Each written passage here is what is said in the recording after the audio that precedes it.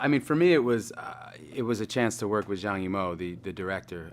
I'd been following him for 25 years, and I didn't know that I'd ever get a chance to work with him because he doesn't work outside of China a lot, and so when I got the opportunity, I jumped on it, and then I realized what it was, which was this huge co-production, like the biggest that had ever been attempted. So half of our crew was Chinese, and half of our crew was international, and was speaking English, and so it was like the scale of it was just, I think it was like the closest I'll ever come to like being on like a Cecil B. DeMille movie or something.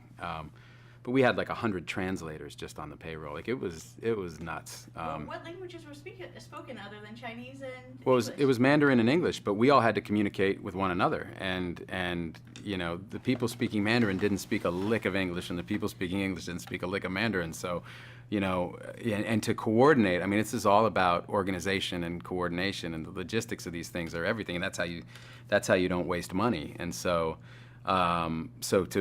So the scale, I mean, like we built these wall sets that were, I mean, at one point when we were shooting in Qingdao, we had cargo containers, 200 of those shipping containers, right, surrounding this wall. It was like, you know, a half a mile of, you know, with green screen draped on it. I mean, it was just so much bigger than anything I've ever been a part of. And now, since you guys built the sets, did you actually get to go see the Great Wall in person? Yeah, the Great Wall is only about an hour and a half outside of Beijing, so I went, you know, with my kids, and then when anybody would come visit us, if anybody was coming over, that was usually what people wanted to see. So I was out there on quite a few weekends. I'm going to talk about my favorite part of the movie was your relationship with your BFF, Pedro. Right. You guys are great on screen together. How you work so well together. Yeah. We had a ball. I mean, like, you know, we joked that we kind of adopted him after a couple weeks over there. He ate most of his meals with us. Like he's kind of like an uncle to my kids. Like he's a good traveling buddy. So, you know, I think that kind of came across like in our friendship on screen. So what was it like for you kind of training for this? Because you've done action movies before, but now you have a sword in your hand, you have a bow. Right. Yeah. I mean, it was just.